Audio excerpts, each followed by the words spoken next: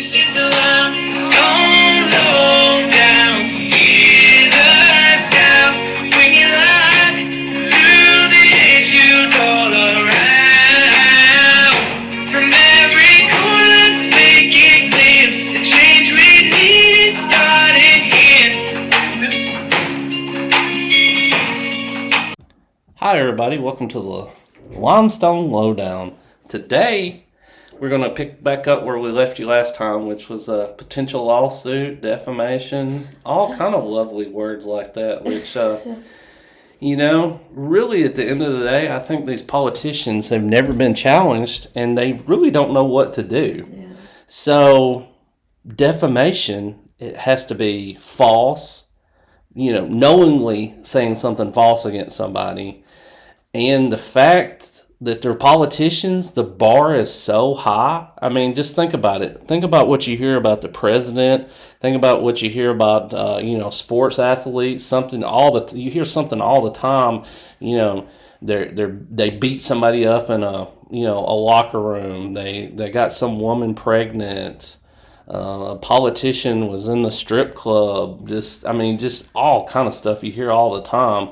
And nothing ever happens about it because they're in the public eye. Right. So the bar is so high that basically it just has to be so false and knowingly false. Well, then there's like Johnny Depp and Amber Heard.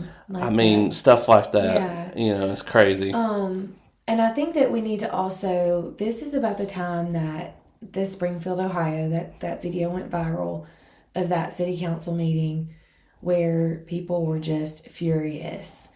Something similar is going on there. I don't know all the details about it, but I know that, and I don't want to get too ahead of ourselves, but I know that in talking with our attorney, and ended up having to talk to our homeowners insurance, that people in Springfield had also gotten served with defamation.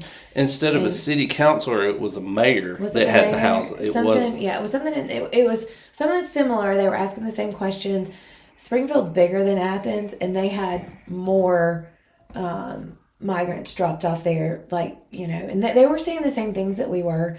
But there was one video of theirs that kind of somewhat went viral. I remember it was a black lady that got up there and she just let them have it. There were several people that got up and spoke, but they had gotten served with defamation, and all of those people, from my understanding, and I can't remember if it was my attorney or if it was like homeowners insurance, but they said that all of the people there had retracted their statements. So we get Mr. Seibert decides to try to file defamation charges against myself first, and then Amanda second. Mm-hmm. So we'll start with mine.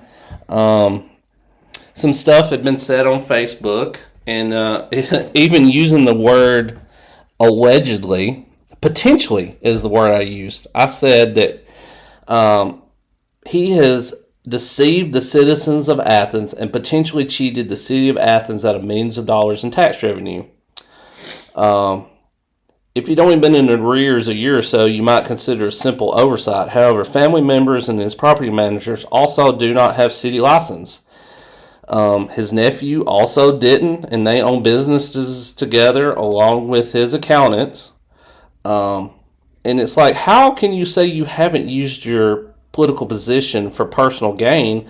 Because Joe Citizen, they would have already came after them. And we had several examples of that. Several people had said that the city had come after them as soon as days after their business license had expired, or even questioning the profit that they made on their business licenses when they went to go renew them the next year. So just looking at it from the outside, how can you say it's not exploiting these people? His defense was, I have to rent to anybody. It's like, that's not what I'm saying. Mm-hmm. I'm saying you are specifically targeting a certain subset of people. Before the Haitians, it was the Hispanics. Mm-hmm. Before the Hispanics, it was the low-income whites. Mm-hmm. Because what they're paying on rent is just, the poor income whites are paying $300. The Hispanics are paying $800, and the Haitians are paying almost $2,000. Yeah. So how can you not say that is very targeted about who you bring in there? So I was just simply bringing this up, bringing it to light, saying This don't pass the smell test. This just has a look of, because I couldn't do that. Right. Or I would. Well, I would take that. You know what? I will take that back. This process, everything that we have gone through, I thought it would be a lot easier to turn somebody in for doing something wrong / shady / morally wrong. I thought it was going to be a lot easier and a lot simpler process to bring this to light. Yeah. It has not been a simple process. It has not been easy. So I don't even think we've even talked about this on like on give up. They do give up because it's been impossible. So we wanted to save this and talk about it, like, and give our personal story about this, because I don't even think we've talked about this on the Facebook group. So this may be the first time some of you guys are even hearing this, that we actually face potential litigation over this.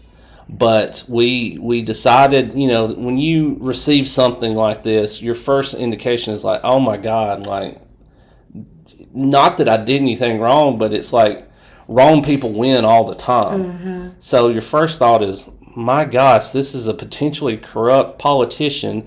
He knows all the judges. Mm-hmm. You know, they've done stuff for him. He's done stuff for them. So it's like, first thing is, we're going to have to get it out of this county, right, because we you know, you can't get a fair trial. Right. But we hunkered down. We thought about it. It was a Thursday afternoon. It was so weird. We were headed to go like pick our kids up from daycare, and we were trying to pull out of the driveway, and this car pulls in and like blocks us in, and we're like, who is this? And this guy pulls up and like blocks our van in, and we're like, who is this? And he gets out with a letter in his hand. It's like, we knew, yeah, because you know, this town being a small town, we'd already heard rumors that that's what was going to happen. We had heard from like 5+ people that we were going to get sued. And honestly, it was comical because we were like, sued for what? And they're like, defamation. And we're like, defamation? Like, I stand by everything that I say has been 100%. And he's yet true to try to prove us wrong. So by all means, if something came out and we were proved wrong, we'd be like, my bad. Yeah, I mean, honestly, like, I don't want to say that I know everything that I've said is 100% factual, but I have a conviction that everything that I have said, I mean, everything that we've done is with public knowledge, public information. We've talked to people. People have reached out to us. Again, there's stuff that everybody says that's alleged or potential, but anything that someone has said and we have followed, like this rabbit trail, it has turned out to be truthful on like the fact, like when we're able to look up information. So this guy gets out. It was just kind of funny because it literally smelled like it had been rolled around in an ashtray. Like, I think to this day it probably still smelled like it was laying in an ashtray. And then the funny thing is, he don't even get a lawyer around here to do it. He goes to Birmingham and gets this lawyer that used to work for the Alabama Attorney General's office. That he did used like to be an in the internship in the National 70s Guard or 70s, something like that. I guess he thought we were going to look it up and get scared by that. You know, I don't really know. I think we also think that his dad may have went to Alabama with him. Correct. Yeah, because it was around the same time. But we as soon as we saw it, we're like, oh, he used an attorney in Birmingham. Oh, this is just like an intimidation thing. Because we followed to think, well, oh, what came first? Oh, we knew too much. Yeah.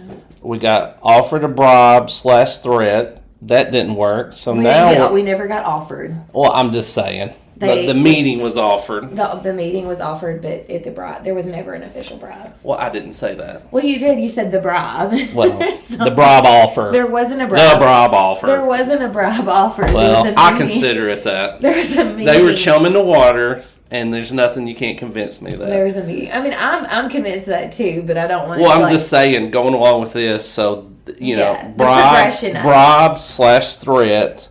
And then now litigation to try to shut us up. Yeah. And that let us know even more. It's like, oh my God, we're on to something. Like, So crazy. This has just been the craziest thing. And like Jared had said, we're like, oh my gosh, like if we get sued, what does this look like? Because it's basically said that you had like colluded with like news reporters to give like false information to. Which is crazy because if I'm not mistaken, don't reporters do their own investigation because they can be sued for defamation as well? Well, we called the news people that we had talked to because it called the reporter and the news source out in there too, and that was another thing we knew was a thing of intimidation because they hadn't received anything. So we're like, okay, this is just a thing of intimidation because I had reached out to the news source and I was like, hey, we got this. I sent them a copy of it so that they were aware, and they hadn't received anything. Jared, do you want to read some of that or? Let's see. I think I already went into the first part of it was about the business license, and I'm sorry, that's exactly how I read the city code. I'm still believe that to this day that he owes the city of Athens millions of dollars. He should be in jail. Liens placed on his properties, and of course, if he wasn't a city councilor and the city hadn't protected him, aka Ronnie Marks, the mayor, none of this would have, it wouldn't have happened. Right. Because Joe Citizen would have paraded them on the courthouse stairs and said, "We got him. They owe this person millions of dollars. And that's just simply reading. Again, I can read their own ordinances. It's literally just enforcing the penalty that they have themselves have set in place, and for his accountant to get up there and speak on behalf of him that he simply didn't know. That is your job as a city councilman, is you write these ordinances that are enforced. So how can you not know the very ordinances? Or you just intentionally don't at least, okay, we will say that let's say there's 2,000 ordinances. Yeah, you're right. I'm not going to know those. But if I am a city councilor and I'm going to try to be a landlord, by God, I'm going to know the landlord stuff because I don't want to get in trouble.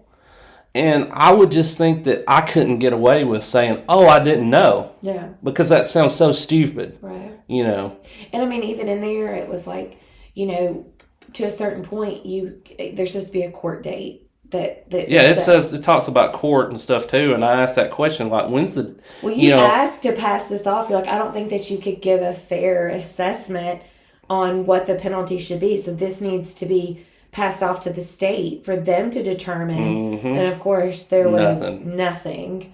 If anything, the mayor was like that they took care of it. Again, his penalty for 12 years of having multiple LLCs with no city business licenses, over 80 properties that were not licensed properly, and it was to get caught up to pay any past penalties was the smallest thing on his line item beneath pest control and lawn care.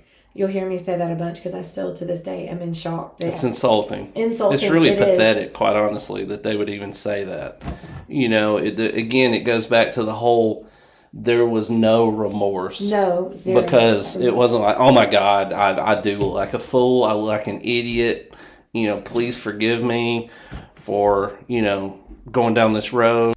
But there was zero remorse whatsoever. And like we talked about in the previous thing, basically, I had to guilt him into even apologizing. The city of Athens had apologized for him. His accountant has apologized for him. But he himself did not until I called him out. And he gave that half-hearted, really not even an apology. Well, he didn't look at anybody. He just kind of wouldn't make eye contact, wouldn't look up. It was just a very arrogant, excuse of an apology. So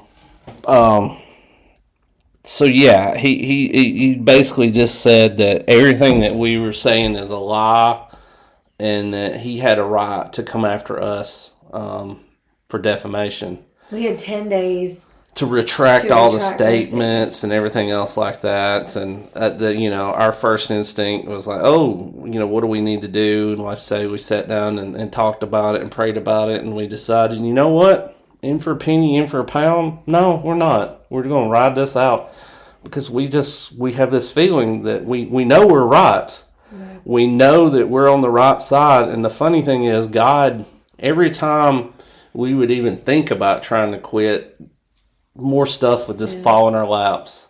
Right. And it was like the silencing like your First Amendment right. I mean, telling us that we can't have our own opinion. And at this point, remember, this was October the 3rd. In September, they had cut off comments. Facebook comments. Remember, they've not responded to several emails at this point. So it was a blatant disregard for the city, for their very constituents that elect them. They do not care. They only want to hear when people have something good to say. So we had contacted, I had connections to Phil Williams, a state senator, was that right? He used to be the state senator, and now he has that talk show. Yeah. A really, really good friend, one of my dearest friends. Her family is very close with Phil Williams, and I reached out to him and talked to him several different times prior to getting referred to an attorney out of Birmingham. And we talked to him, and he was like, I mean, he's a public figure. I mean, he's like, the bar is so right. high. Basically, he said this sounds like intimidation. Yeah, he said people talk about Biden and Trump all the time, and like they literally can't do anything because they're a public figure. And so we were, he had recommended us reaching out to our homeowners insurance and stuff like that for expenses and things. So kind of just in case something were to come up. We're getting our ducks in a row, preparing for that. Our attorney was like, oh yeah, well, like I think we just need to do a response letter. Also in the meantime, we had heard about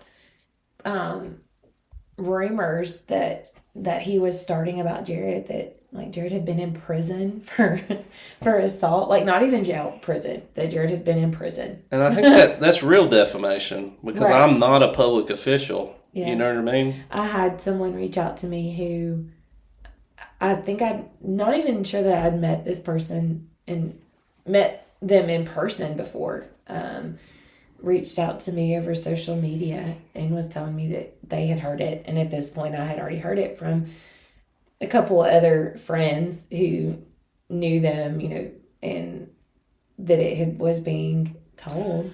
So we just wanted to go into specifically this episode to let you know that this has been very personal to us. That when you talk about skin in the game, we have definitely got skin in this game. Mm-hmm. We are neck deep in it. And this has just let us know that we are definitely on the right path, because why would you do any of this stuff if it wasn't true, if it didn't have the appearance of being true? Because it would be very easy to just laugh it off like, I didn't do that. That's stupid of me. Let's say a little bit of humbleness, but there was none of that. They just doubled down on failure, basically. So I think that now is the time to read the letter, our response letter. Well, we haven't even gotten into me getting served. Well, did we send the letter after? So we waited mine out. We just didn't even respond, right? Yeah. Okay. Right, yeah. So we didn't even respond to mine, and then talk about your meeting. You spoke at a I got invited to speak at an event in Huntsville. It was a relatively small event. It was on like a Monday or Tuesday around lunchtime in Huntsville, and it had been shared on social media. So I'm guessing he had gotten wind of that I was going to be there, and his attorney's office had obviously sent someone to record me, and they typed up my speech. It was like 25 pages typed up and said that it was defamation. And that I also had 10 days to respond to that. So yeah, it was interesting. I called the person that had that oversaw this event, and he was upset. He was like, "This is a private meeting. You can't just send someone in here and record this." But again, it was kind of comical that he wanted to take it to that level. It just, again, I get more solidified that we knew that we were onto something because they had such a problem with what we were saying. And to this day, I cannot understand why the city doesn't have more of a concern. And I think that, we've said it before because this goes back to the Haitians coming in because this has happened all over the U.S. The Haitians themselves are a pawn. And it's a way to be like, oh, you just don't like what they look like. You don't like the color of their skin. You're not welcoming. You're not loving. You're not being a child of God. All these things. And it's like you're not going to portray us to be those things. There was scripture that I had quoted in there about, oh my goodness, I can't even remember which ones. Oh my gosh, Jen. I'm sorry, I don't know where you're going with this. You're the one that even told it to me. Oh my God. Basically, you have to protect yourself before you can let other people in. Oh my gosh. Maybe. Okay, so I found it. We had to pause it there for a minute so I could go find that scripture because I've quoted it several times. But it's basically referring to we have to fix ourselves before we can let other people in. Anyways, it's Nehemiah 2:17. You see the trouble we are in. Jerusalem lies in ruins and its gates have been burned with fire. Come, let us rebuild the wall of Jerusalem that we will no longer be in disgrace. So again, I think at the end of the day, the migrants are here as a pawn, and people, it's very easy to point fingers at a surface level thing like, oh, you just don't like that they're being here, or you turn it to everyone should have free health care, or whatever your platform, whatever you're passionate about, you can fit it to that narrative. And so it was the bigger thing. It was honestly watching our city, being so disgusted at watching our city turn a blind eye to watching a sitting representative profit off of the misfortune of others. I mean, these people, it's very sad. They are coming from a third world country. They don't have anything. They don't speak our language. They don't know anything about our country. And because they fear deportation, they fear being in our country. I mean, you can imagine they feared their own country that they wanted to leave. And so they don't know how to ask for help. And you've got your landlord is charging, where an American, a poor white family is being charged like $300. And now they're charging these migrants $2,000 for this house. The previous tenants were evicted like 6 months before this family got there, and they were paying like $300 or $350. And then now they come in, and it's almost like because all over the news, they're entitled to all this money. I don't know if he just thought he could make all this money, but nonetheless, he is profiting off the misfortune of others. And it's really disgusting to watch. So yeah, so then came our response. Right. And I think it's probably some of the best money we've ever spent was Yeah. this response letter, because I have to say our lawyer did even more phenomenal job than we Right. could have imagined. Right. We So- thought it was just going to be like, no, we're not backing down. But it was, because when we talked to him, we're like, well, what about this? What does this look like? Blah, blah, blah. And he goes, I mean, I think I'm going to send this letter and I don't think he's going to be able to do anything. And we're like, in our minds, because we're trying to mentally prepare for the worst. And he really wouldn't even entertain us, would he? Mm-mm. Like, he had complete faith. He's like, this is a scare tactic. Nothing is going to come of this. and he's like, I'm going to send this letter. And we're like, it's we had gonna be no like idea. crickets. And that has proven to be exactly the case. Crickets since then. But this letter is too good. Amanda's going to read you snippets of it, or she may read the whole I'm thing. just I mean, gonna it's that read great. I'm just going to read the whole So thing. here we go. Here's our response letter to both of the potential defamation Litigation threats. yeah. So this is dated October 30th, 2024. It says it's dear to his attorney, which is out of Birmingham. Remember that, because there will be something come up later on and you'll need to remember that.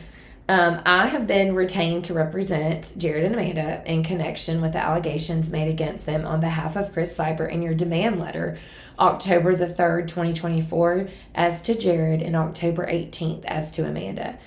In stating their questions, concerns, complaints, and criticism of Mr. Seibert, they have merely exercised their First Amendment rights as private citizens as a way of harassment, and they will not allow Mr. Seibert or any other government official, for that matter, to censor their speech by way of harassment, intimidation, or the threat of litigation.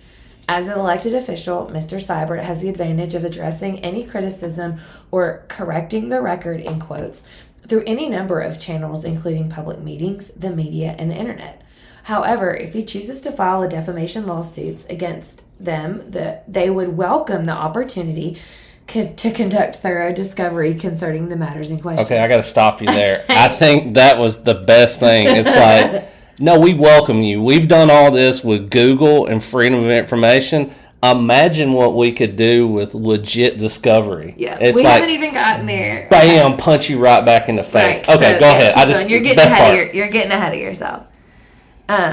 However, if he chooses to file a defamation lawsuit against them, they would welcome. Oh, sorry, got ahead of myself.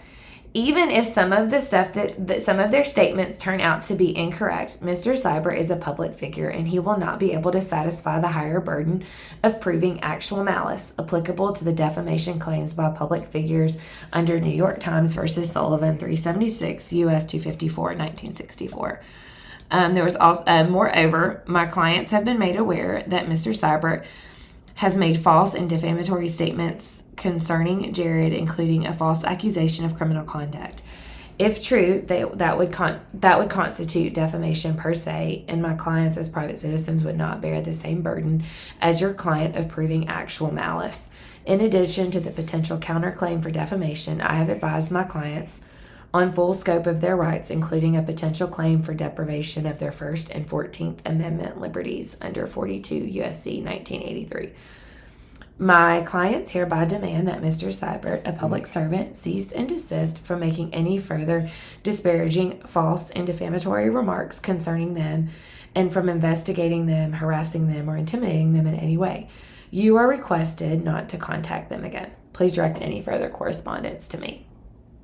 Mic drop. Boom. Boom goes the dynamite. Yes. I think I left this sentence out because I was trying to read it. And I just want to highlight, if he chooses, where is it at? If he chooses to file a defamation lawsuit, they would welcome the opportunity to conduct thorough discovery concerning the matters in question. Woo! In today's lingo, that's fire. That is. Fire. Yeah. Burn. Like, I love it. Yeah. I mean, and obviously we would be open to discovery too. So anything that we have found out, or any avenues that we've went down to find any information, which we've been freely, it's Google, public, literally public knowledge. Now we've went on some crazy rabbit trails nonetheless, but it like I said, it's all freedom of information. Best of our knowledge and abilities of our Google searches and freedom of information, it's all been true. Right. So that's crazy. Yeah. So yeah, we went to the threat, we backed it up, and we punched back, and it's been cricket since then. So yeah, craziest thing. And so we got served October the 3rd for the first one, and then I was mid-October. And then, so just to kind of we'll hopefully have... We'll have our next guest, because this man has been fighting the fight for 20 plus years. And us meeting him, I mean, again, we have to say divine providence, because it completely changed everything. Mm-hmm. Once we met him, and he knew all the history and how all these folks were connected and missing dots and pieces, and it's like, wow, okay. And that's how it's been for all these people that we've met. It's like they have provided us something that's like another piece to the puzzle. So, and as we've said, that people we don't want to say that we're leaders, but it's almost like we're leaders now, and we're out in front, and people have again come out of the woodwork, because once you do start leading, somebody wants to follow. They're like, this person is trying to do what's right. I want to support them. And just so many people have added to it, and it's just been tremendous. And hence why we've gotten to this podcast and all the support we've gotten from everybody. So till next time, it keeps getting juicier. So thanks for sticking around. Thank you much. And that's a wrap for this episode of the Limestone Lowdown, where we break down the issues, keep you informed, and give you facts straight from the source. Remember, your voice matters. Your vote counts, and your community thrives when we stay engaged. Stay tuned, stay informed, and stay involved. Until next time, keep questioning, keep advocating, and keep shaping the future of the Limestone area. We'll see you on the next Limestone Lowdown.